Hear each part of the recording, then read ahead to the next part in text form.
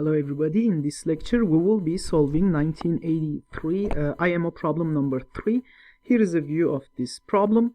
Let a, b and c be positive integers, no two of which have a common divisor greater than 1. So these three numbers are pairwise relatively prime.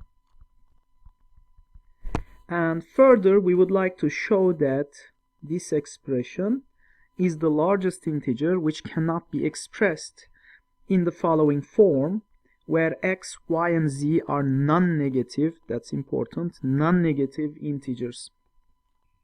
This reminds us of the chicken McNugget problem or theorem, if you will, except that this is the case where we have three terms, and so a generalization, a more general form of that. Let's solve the problem in two parts. In the first part, so part 1, I would like to show that indeed this expression cannot be expressed in the following form. Show 2abc minus ab minus bc minus ca cannot be expressed. Cannot be expressed in the given form, in the form x times bc plus y times ca plus z times ab, where x, y, z are non-negative integers. And to do that, let's assume proof. And in the second part, I will show that it is actually the largest such number which cannot be expressed in the given form. So the proof, let's assume to the contrary, assume to the contrary that it is possible actually to express 2abc minus a times b minus b times a minus c times a in the following form: x times bc plus y times ca plus z times ab, where again x, y, z are non-negative integers. Then rearranging this expression, namely I would like to move all the terms which have an a in it to the left hand side, and those without a move them to the right hand side. So we will be shuffling around three terms. So this would imply that 2 times abc minus ab minus ca, and then we are bringing those two to the left hand side, minus y times ca minus z times ab. So all the terms on the left hand side now has a multiple of a divisor of a, and the right hand terms remaining are x times bc plus bc. Now we realize that so a divides the left hand side, it must be that a divides the right hand side as well. But remember that a is relatively prime to b and c, so therefore a cannot divide this term for sure. So actually let's it's not wise to write it like this, so let's write it this way: x plus 1 times bc, factoring out the bc term here. Okay, let's go back to the argument. So a does not divide b, a does not divide c, but we are told that a divides the whole thing. It must be the case that a divides this, a divides it, a divides it. So therefore this would imply that because a divides x plus 1, it must be the case that a is less than or equal to x plus 1.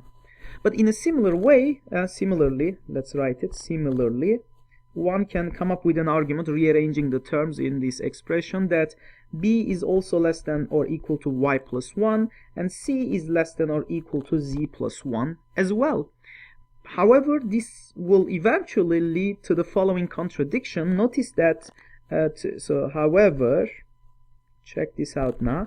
Notice that 2abc is simply equal to, moving all the remaining terms onto the right hand side, that would be, and then factoring out the bc, ca, and ab terms. So bc plus y plus 1, I believe ca, plus z plus 1 times ab.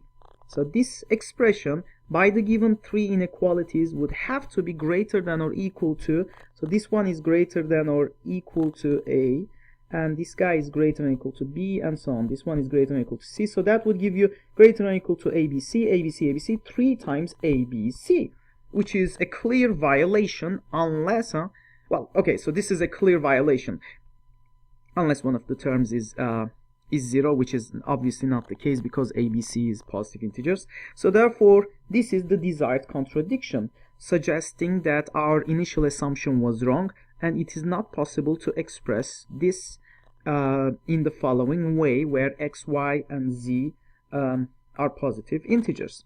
So that solves the first part. Now in the second part, I need to show that this expression is the largest.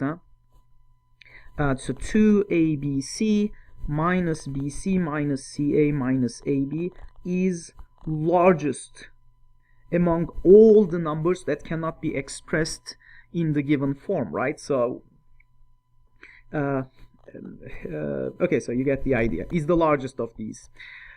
Okay, so I would like to first remind you of a simpler problem, right? So is the largest right. So say okay. So before I go to the other one, so to show that this is the largest which cannot be expressed in the given form is equivalent of saying that any number, say n, greater than 2abc minus bc minus ca minus ab should be expressible, is expressible. So this is an equivalent statement, right? Is expressible in the form xbc, xbc times yca plus zab, where x, y, and z are non-negative integers. So this is the alternative formulation of the second part that we want to show. And now at this step, I would like to remind you of the following. I would make it into a lemma, the simpler case where we have two terms only, right? So I would like to show you that if b and c are relatively prime, positive integers, then we should have the following: n equals bc minus b minus c, the chicken McNugget theorem, is the largest integer, is the largest integer, is the largest integer which cannot be expressed in the form n is equal to, so let's use u and v for that, ub plus vc, u times b times plus v times c, where u and v are greater than or equal to 0, non-negative positive integers. So let's first prove this case. So show that this is the largest integer which cannot be expressed in the given form. And so for the proof, I would like to remind you of another result which is very well known, and it will kind of explain what's going on in this problem. So we know that if b and c are relatively prime integers, then we can any number, say m, can be expressed as u times b plus v times c, where u and v are any integers. So do you see the difference between two? Okay, so maybe I should do it like this. Here, what I really mean is positive integers. Okay, so that's and the same thing here, obviously, right? So these are all positive integers. Okay, or at least I should say non-negative, right? So non-negative integers. Okay, so but this is a huge difference here, right? So does everyone agree with this? So the proof of this one is really simple, and I would like to leave it to you as an exercise. So exercise this one. You can find the solution in any number theory book. What's interesting though is this representation is not unique. Not unique. In fact, you can come up with a whole class of coefficients here that will give you the representation of m as a linear combination of b and c. In fact, the general class will look like this: m times, if this is a solution, then all of these are also solutions. times b plus v minus k kb times c. Why is that? Because you have a minus kbc here. Sorry, this one should be a plus. Yeah, plus kbc here. They would cancel out eventually. So you have a whole parameterization of this whole thing where k is any integer. Okay, so therefore there's an infinite number of ways to show it, to represent, express m, if m is a multiple of the greatest common divisor between the two. Obviously, because they are relatively prime, for any integer m that should work, and it's possible to express it as long as we said, you are allowed to pick these coefficients, anything, non-negative, negative or positive. But as soon as you restrict it to non-negative, then there will be some numbers which won't be able to represent it as a linear combination of the two, and the largest of these is this one. Okay, so far we're doing good. Now the big question is, can we find non-negative here, and can we find non-negative here for any given? Obviously it's not, right? So the largest of these, which cannot be. So what we can do is, so there's an infinitely many ways to express m as a linear combination of the two. So can I make u minus kc greater than or equal to 0, and v plus kb greater than or equal to 0 at the same time, or simultaneously at the same time? So that's the main question that we would like to address. In fact, we can, because of the degrees of freedom, I can pick the case such that, so let's do it. Without loss of generality, let u be positive, so it doesn't matter because u or v, one of them. So let's say without loss of generality, u is positive, and we want to pick largest k such that I keep subtracting c's from u's, and eventually I should be able to limit it. So pick the largest k which will still keep this one positive, right? So it's possible. If not, you can pick negative k's and it still works. Right. So such that u minus kc is greater than or equal to 0. Notice that if k is the largest, that will make this expression greater than or equal to 0, then it forces this whole thing to be less than c. Why is that? Because if u minus kc is still greater than c, you can remove one more c, and contradicting the fact that k is the largest. So it must be that u minus kc is strictly less than c. So therefore, so if whenever I pick the largest k, such that u minus kc is still greater than 0, so will v plus kc be greater than or equal to 0? So that's the question. So if I pick the largest k such that, so in that case I keep pushing towards making this guy also positive, but will it happen, right? So yeah, oh, sorry for that. So that should have been a b, right? So there's a b here. Okay, so now the question is the largest number which cannot be represented. Basically what happens for that number is, so not only this is in this range, but unfortunately this number v plus kb happens to be still less than 0, right? So now the largest number, eventually the largest m, the largest m would therefore here, the largest m will therefore be such that I try to maximize this guy, right? And knowing that this guy is negative, I try to minimize it. So maximize u minus kc and minimize v plus kb. But then the maximum value that u minus kc will take, obviously from this fact, is just c minus 1. And the minimum number that this guy would take, yeah, well, okay, so when I say minimum, I mean the absolute value of it, right? So that the impact of this on the number itself will be reduced, because I'm trying to maximize this guy. And so we need to maximize this guy knowing that it is positive, and so we need to, and this guy is negative, so pick the one with absolute value, the smallest among them. So therefore so for the choice of v plus kb, therefore I don't know if using minimum is, I should probably use the same language, maximum again. So v plus kb therefore would be minus 1, because among the numbers less than 0, so the largest one is -1.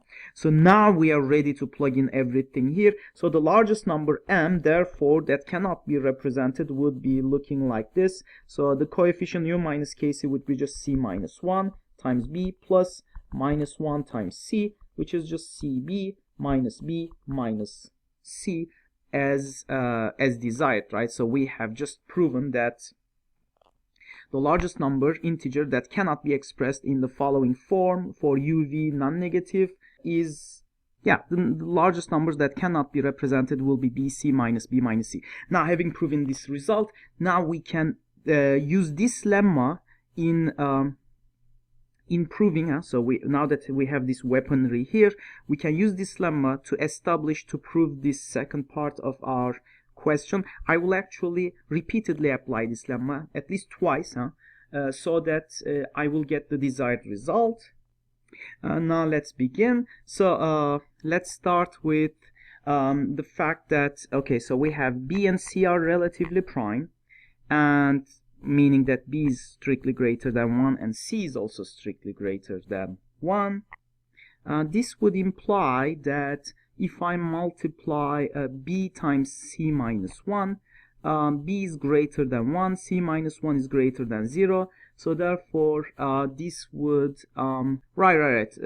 so this would imply that the product will be greater than 0. But what I'm trying to say is this is definitely greater than c minus 1 because b is greater than 1, right? So I can replace b with a 1. Okay, so we have this, but this would simply imply that bc minus b minus c is strictly greater than -1, moving the c to the left hand side. Now, if we multiply both sides by a greater than 0, so multiply both sides of this inequality by a greater than 0, we would get abc minus ab minus ac is greater than minus a. Now, finally, I will just add abc and actually, I can add abc minus bc, the remaining term missing, abc minus bc to both sides of the inequality. I would get 2abc, the expression that I'm looking for, ab minus bc minus ca on the left hand side, and on the right hand side I would get abc minus a minus bc. Now remember, we are trying to show that if a number n is greater than this, then it should be expressible, right? So so what I have is the following. So I will make a reinterpretation of the result. So consider, okay, so consider a number n which is greater than 2abc minus ab minus bc minus ca. Obviously, because this expression is greater than abc minus a minus bc, what I can do is I can reinterpret this thing. So this would imply that n is greater than, look at this, a times bc minus a minus bc. But knowing that n is greater than this number and using the previous result that I have just found, I can reinterpret it with two numbers a and bc. Remember that the expression on the right hand side is the largest number that cannot be represented as a linear combination of a and bc, such that both of them are positive. So therefore, because this number is even greater than that, both of them, it must be the case that I should be able to find a linear combination of a and bc such that two positive integers coefficient exist, right? So therefore, using that lemma, I know that n can be expressed as a linear combination of x times bc plus let's call it p times a, where both of the x and the p are positive, and even more than that, if you remember our result, yeah, it should even satisfy the conditions of our problem, right? So therefore the coefficients should lie between 0 and c, and the other one is positive. So therefore, okay, so where the x is definitely between 0 and say a minus 1, and the p is strictly greater than 0, right? So we agreed on this as well when we did the work above. So therefore, so we can, this implies that p times a, this expression, so let's move the other one to the other side, n minus x times bc. but that's simply greater than or equal to, using this fact, n minus, replace x with a minus 1 times bc, making the whole thing smaller because a minus 1 is greater than x and we have a negative sign in the front, which is simply equal to n minus abc plus bc. But recall that from this expression here, this one, we have that n is strictly greater than 2abc minus ab minus bc minus ca. So look at this expression here. So therefore I can further say that this is greater than, so moving one abc to the left hand side and also moving this guy to the left hand side, I would be left with an abc minus ab minus ca here. abc minus ab minus ca on this expression. So therefore suggesting that now I can simplify the a's here. So p times a is strictly greater than this expression with all these a's. So this would imply that p is strictly greater than bc minus b minus c. But notice that I can reapply the lemma one more time, because notice that bc minus b minus c is the largest integer, which cannot be represented as a linear combination of b's and c's, but p is a number greater than that. So it must be the case that this implies that p can be expressed as, say, y times c plus z times b, where both y and z are non-negative, right? So now we can substitute everything back into the original equation. So therefore finally we have the desired result. So we have that n is equal to so if we look into this expression, so we have x times bc plus, replace the p with this expression, yc plus zb times a, which is simply xbc plus yca plus zab, and this is this is the case for y, z, and somewhere here x. All three x, y, z are greater than or equal to 0. So we have shown that for any n strictly greater than our expression, it is possible to write it in the following way, right? So this is an equivalent formulation of the problem that we had at hand. So proving that for the largest number which cannot be expressed as a linear combination of the three is this guy, because early on the first part I have shown that this is not expressible. When you try to express it, you get a contradiction. So that solves this lengthy problem. Hope you enjoyed it, and looking forward to see you guys in our next lecture.